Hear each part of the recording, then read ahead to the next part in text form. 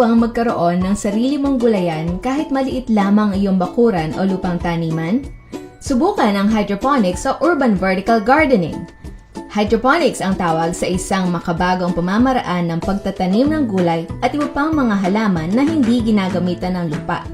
Nakahalo sa tubig na tinimplahan ng pataba ang mineral at sustansyang kinakailangan ng halaman sa paglaki.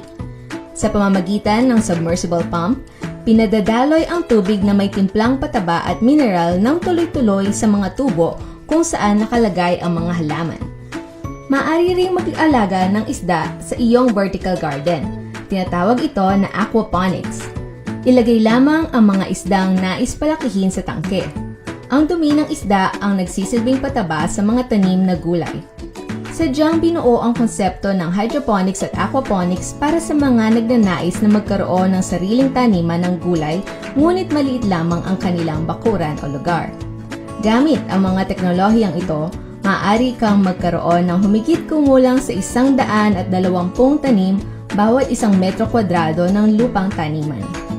Sa hydroponics at aquaponics system, makasisigurado ka na masustansya at ligtas ang mga gulay at isdang kakainin ng iyong pamilya. Maaari ka pang magbenta at kumita.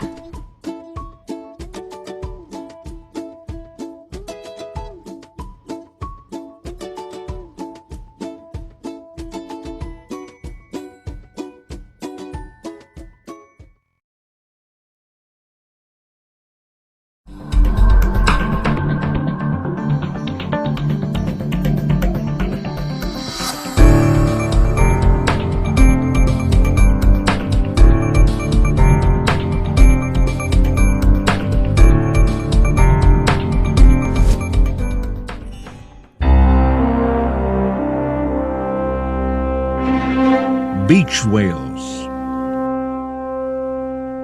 coral bleaching, stronger and more destructive typhoons, intense heat wave. These are just some of the devastating results of climate change. However, a not-so-obvious and less swift yet of greater risk of climate change is hunger.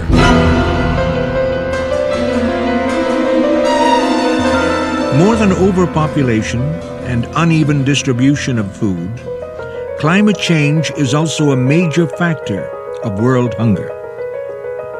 Erratic temperature and weather make it hard for crops to adapt and yield as much as they did before climate change. It has also brought about the increase of pests and diseases. With the effects of global warming, quality arable lands are continuously dwindling. Traditional farming techniques are too inadequate to meet our food consumption needs. Crop scientists and farmers are now turning to other means of crop production that can level the battlefield against the effects of climate change, and one of these is hydroponics. What is hydroponics, and how does it work? Hydroponics is one of the subtypes of hydroculture.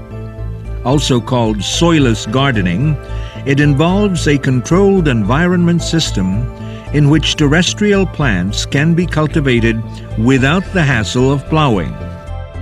Hydroponics is not a new system of crop production.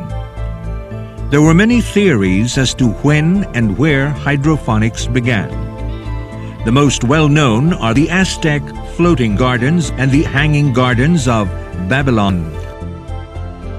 The first written record of hydroponics was in the book Silva Silvarum by Francis Bacon in 1627, which is about growing terrestrial plants without soil. The word hydroponics was later coined by William Frederick Garrick of the University of California in Berkeley in 1937. His experiments of being able to grow tomatoes without soil gave hydroponics its recognition as a valid alternative of growing crops. With the imminent impact of climate change in our food production, especially felt by people in developing countries, hydroponics should become a major option to the conventional ways of growing crops. Like most developing Asian countries, the Philippines faces complex problems in terms of decreasing agricultural production. Coupled with these problems are high occurrence of pests and diseases due to unfavorable production factors and the increasing threats brought about by the changing climatic conditions. Likewise, the growth of urban centers in rural areas is alarming, considering that more agricultural areas were converted for industrial and housing development activities. Alarmed by this concern, the Department of Agriculture High-Value Crops Development Program set the target to increase the country's current sufficiency level for vegetables from 65% to 100% and beyond by 2016. The current situation of the vegetables industry in the country therefore requires government-sponsored S&T-based interventions that can heal the vegetable industry. These can create a mechanism to empower people, give communities control of their own food security, and give households direct access to clean and healthy food while augmenting family income. Taking on this challenge, Picard crafted the industry strategic S&T program for vegetables starting in 2005 and currently enhanced it to cope with these challenging situations. Under the ISP, one of the identified strategies is the intensive production of crops in small areas of both rural and urban settings. Hence, the use of hydroponic crop production technology as a smart farming practice is a viable option. The potential and benefits of the use of hydroponics in improving the production of high-value crops spurred the government and the private sector to embark on initiatives to popularize and optimize the use of this technology. One way of achieving this is to develop low-cost and affordable hydroponic systems that will be more suitable to small and medium agri-enterprises or farms under our present conditions. The two-year proposed project of the Institute for Climate Change and Environmental Management was conceptualized to support the efforts of the Department of Science and Technology, or DOST, Picard, and other key players in the vegetables industry. They advocate efforts to boost and support the industry strategic S&T program for the commodity and the precision agriculture and smart farming program of the Commission of Science, Technology and Engineering of the Philippine government. Kami po ay merong isang pagnanais na ma-revolutionize ang agriculture dito sa atin. Sa project pong ito, kami po ay nag-umpisa sa paggagawa ng protected environment o ang tawag po natin ay greenhouse. At doon po nakapaloob ang mga growing systems at mga sistema na kung paano patubuin at palakihin at pabungahin ang mga halaman hindi sa lupa kundi sa isang paraan na ang tawag po natin ay soilless gardening. Ang ibang tawag po dito ay hydroponics. Ang hydroponics po ay actually matagal ng isang technology pero dito po sa Pilipinas ay ngayon lang nagiging popular. Kaya po ang ating gobyerno ay nagdudumali na ito ay i-promote at sa pamamagitan po ng project na ito magkakaroon po ng isang lugar kung saan ang mga research at ang mga trainings ay magaganap upang i-share ito sa lahat ng mga tao na interesado na mag-invest sa ganitong technologies. The said project aims to develop and promote hydroponics as precision and smart farming technique for vegetables production, notably cucumber, tomato, and bell pepper as test crops. Ang mga systems po namin ay ang ina-apply po yung principle na ang tawag po namin ay one pump rule. Kung saan, isang pump ang magdadala ng tubig mula doon sa tangke ng nutrient solution papunta sa pinakamataas na portion ng ating growing system. Lettuce po ay ipinupunla na muna namin sa isang discarded styrofoam fruit box, yung karaniwan pong nakikita natin sa palengke. At minimix po namin ang carbonized rice hull, ang rice hull, sand, and coco peat para doon ipunla ang buto ng lechugas. Pwede rin po sa pechay, pwede rin sa mustasa. Dito po, bali after let's say 15 days or kung minsan mga 20 days, itina-transfer po namin ito sa plastic cups containing the same mixture. CRH, carbonized rice hull, sand, and coco peat sa plastic cups. Yung pong plastic cups, syempre kailangan may mga butas yun para lalabas yung ugat kung saan makakakuha siya ng nutrient solution sa ating pagtataniman.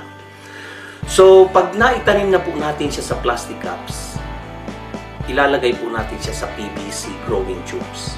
Doon po sa PVC growing tubes, may mga butas po kaming ginawa doon upang pagpatungan ng ating plastic cups. At doon po, lalaki ang ating halaman. And after 30 days, doon po tayo magkakaroon ng harvest ng mga leafy vegetables. So, ang melon naman po, cucumber and tomato ay kakaiba ang aming uri ng pagtatanim sa mga leafy vegetables. Bakit po? Kasi yung mga ito ay gumagapang. Pero tulad din ng lechugas, hindi po namin siya tinatanim sa lupa. Pero ang aming pong ginagamit ay sponge. Ang gagawin po natin doon, ang buto halimbawa ng honeydew melon, ay ibababad muna natin, let's say for several hours. At pag nakita na natin na yung buto ay namaga, pwede natin siyang ipatong sa square na sponge sa loob ng plastic cups. Then tatabunan natin siya ng carbonized rice hull sa isang lugar na malamig upang makikita natin lalabas at tutubo ang ating mga buto. Ang sistema po namin dito, 10 to 15 days, ay tinatransfer na po namin yung aming mga seedlings sa melon at saka cucumber. Pero po sa kamatis, minsan po inaabot sila ng 30 days. Sa loob po ng greenhouse, meron po kami ang tinatawag namin ay growing bed. Ang growing bed po ay naglalaman ng mga gravel na sinlalaki ng ating mga kuko. Ganun po ang size na ginagamit namin. At doon po sa gravel bed na yon, may takip po siyang styrofoam na katulad nga yung pinaglalagay ng mga prutas para hindi uminit at hindi sumingaw kaagad ang ating mag-evaporate ang ating tubig. Dito po sa growing bed na ito, meron pong maliit na tubo. Ang tawag po namin ito na spaghetti tube, kung saan siya ay nakakonek sa isang malaking delivery line coming from a nutrient solution tank. Doon po sa tangke, meron po kami doong maliit na motor, 1/2 horsepower, upang i-deliver ang mga nutrient solution na ito sa loob ng isang greenhouse namin. Sa melon po, after mga 15 or 20 days after transplanting, may makikita na kayong mga bulaklak. At doon po mag-uumpisa ang ating pollination. Pagkatapos po dito, ang harvesting po ay inaabot ng 70 to 80 days. Sa kamatis naman po ay ganon din ang aming pagpapatubo. Kadalasan po mga 30 days. Saka natin itatransplant. Climbing plants po ito eh. Kaya tuturuan po natin silang umakyat sa trellis sa pamamagitan ng isang plastic twine. Ang una pong harvest ng tomato ay matitikman natin after 50 days of transplanting. We should be proud that our government has responded and embarked on projects that would lessen the impact of climate change. Ang lahat po ng ginagawa ng gobyerno, ang lahat po ng ginagawa dito po sa project namin, ay alay po namin sa susunod na henerasyon. The challenge of climate change can be taken head-on with smart agriculture technology such as hydroponics.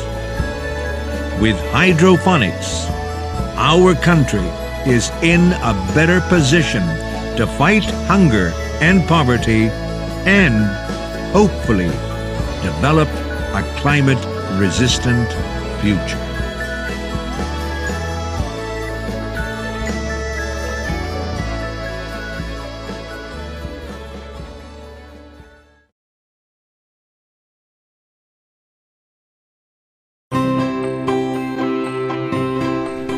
Sa dami ng gastusin at patuloy na pagtaas ng mga bilihin, madalas na nagiging problema ng mga ordinaryong mamamayan ang pagkukunan ng mura, ligtas at masustansyang pagkain. Ang suliraning ito ang dahilan kung bakit marami ang nahihikayat sumubok ng backyard farming.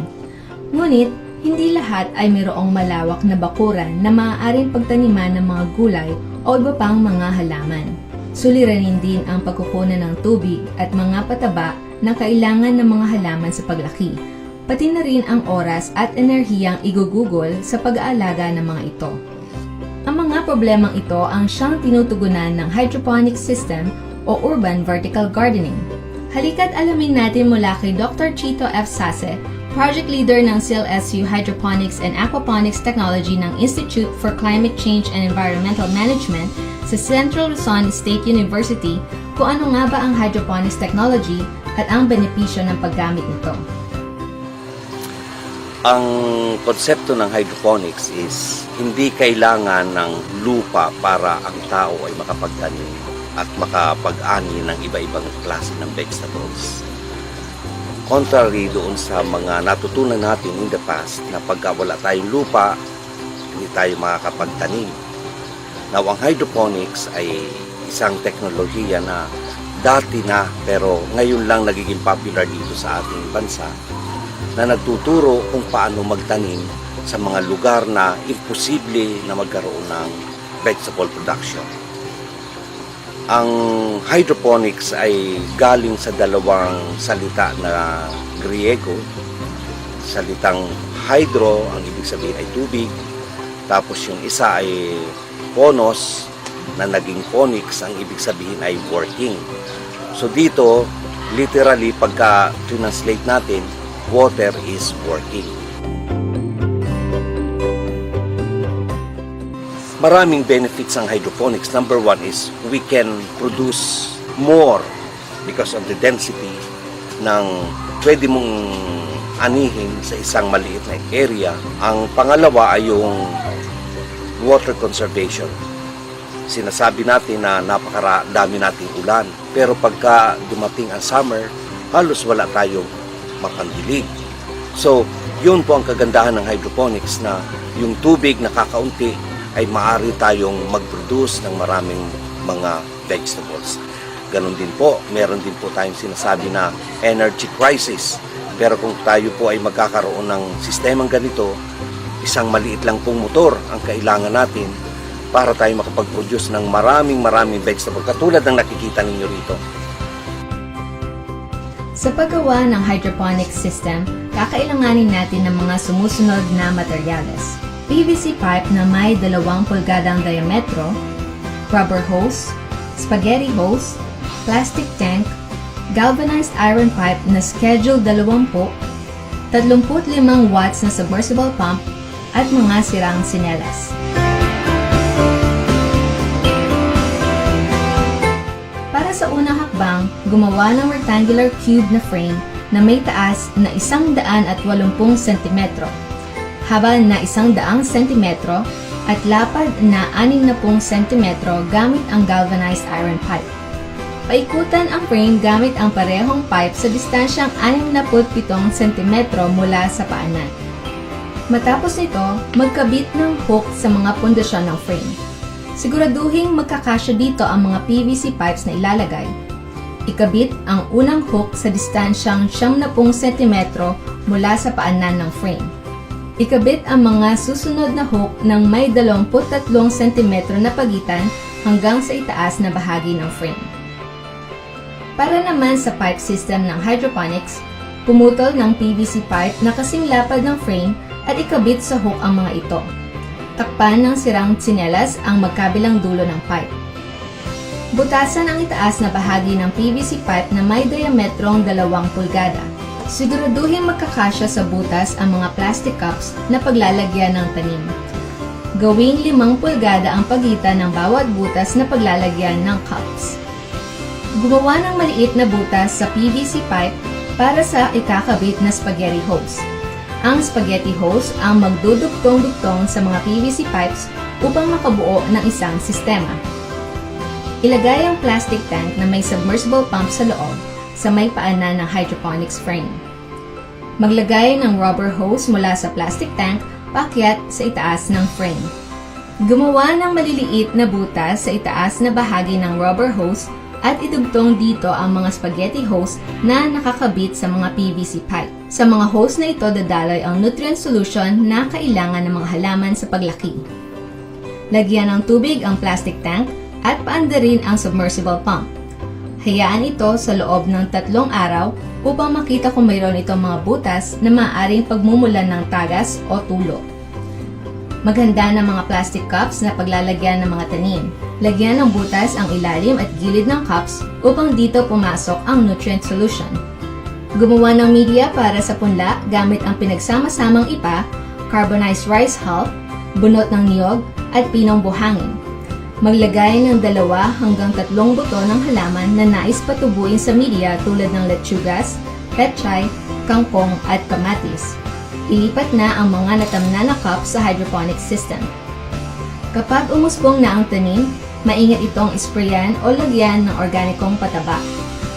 Diligan ang mga halaman kung kinakailangan at irregular na tignan ang submersible pump at level ng tubig sa loob ng tangke. Huwag lalagyan ng insecticide ang mga tanim. Makalipas ang 30 hanggang 40 na araw, maaari nang mag-ani ng gulay. Maliban sa pagtatanim ng halaman, maaari ka rin mag-alaga ng isda sa iyong hydroponic system. Tinatawag naman itong aquaponics. Yung pong aquaponics ay pinagsama yan na aquaculture at saka hydroponics. So pag pinagsama po yun, aquaponics. So ang ibig po sabihin nito, mag-aalaga ka ng isda para siya ngayon ang mag-produce ng fertilizer para sa mga halaman. So ibig sabihin, doon sa hydroponics, alisin mo yung inorganic fertilizer at palitan mo ng isda para siya mag-produce ng mga fertilizer para sa halaman. Yun po ang aquaponics. Ilagay lamang ang tubig tabang na isda o kaya naman ay hipon sa loob ng plastic tank. Sa paraang ito, hindi mo na kinakailangang haluan ng pataba o nutrient solution ang tubig na gagamitin sa iyong system. Ang dumi na nagmumula sa mga alagang isda o hipon ang siyang magsisilbing natural na pataba ng mga halaman. Regular na pakainin ang mga alagang isda o hipon. Maaari lang anihin ang isda matapos ang 4 hanggang 5 buwan. Sa hydroponics at aquaponics system, makasisigurado ka na masustansya at ligtas ang mga gulay at isdang kakainin ng iyong pamilya. Maaari ka pang magbenta at kumita. Kaya saan ka pa? Halina't subukan ng hydroponics at aquaponics technology.